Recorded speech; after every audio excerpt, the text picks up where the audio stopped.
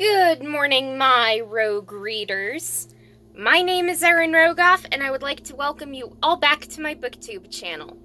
If you have watched my channel long enough, you'll remember how much I loved the Gone series by Michael Grant. If you loved that series and are searching for a similar sci-fi series that is just as great, my sci-fi book recommendations would be Monument 14 by Emmy Laybourne, Plagueland by Alex Scarrow, No Safety in Numbers by Dana Lawrence, and Quarantine: The Loners by Lex Thomas. Now let's chat a little bit about the Monument 14 series. The books in this series include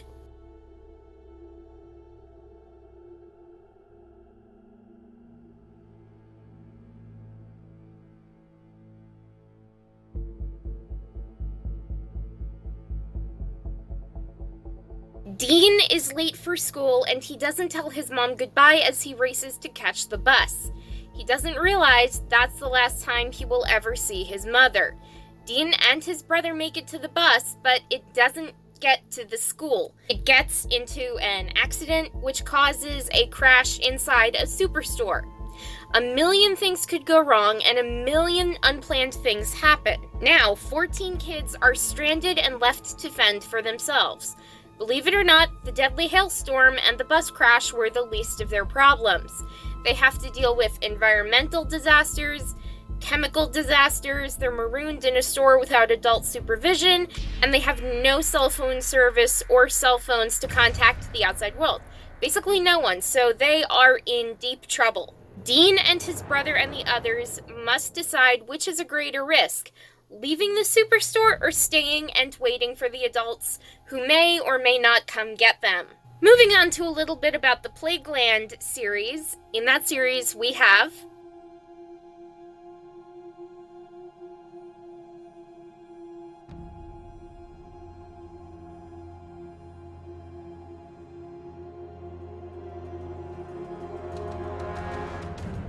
Leon and his little sister Grace moved to London from New York and are struggling to settle into their new lives when rumors of an unidentified virus in Africa plagues all the news stations.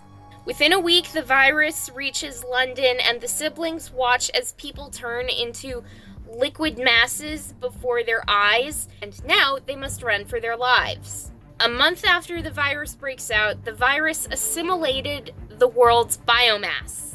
And now Leon and Grace wonder, will they survive it or will they both die? Now a little bit about the No Safety in Numbers series. In the series, we have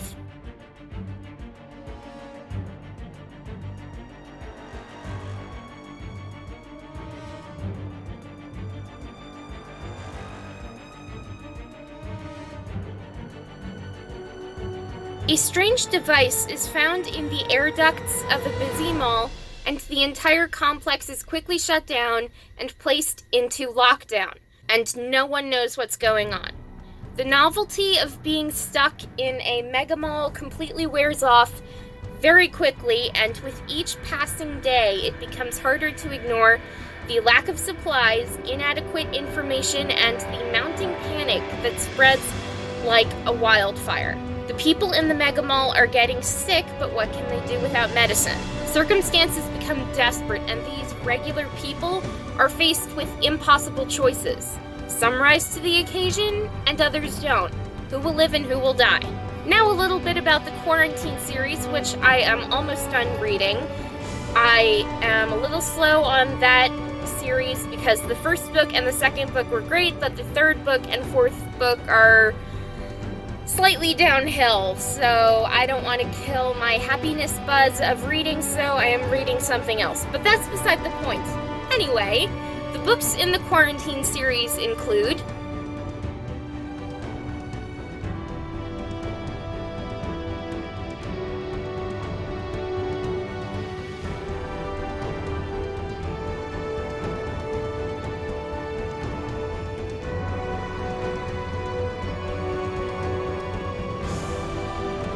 After summer break, brothers David and Will return to McKinley High School and find that it is all new and renovated.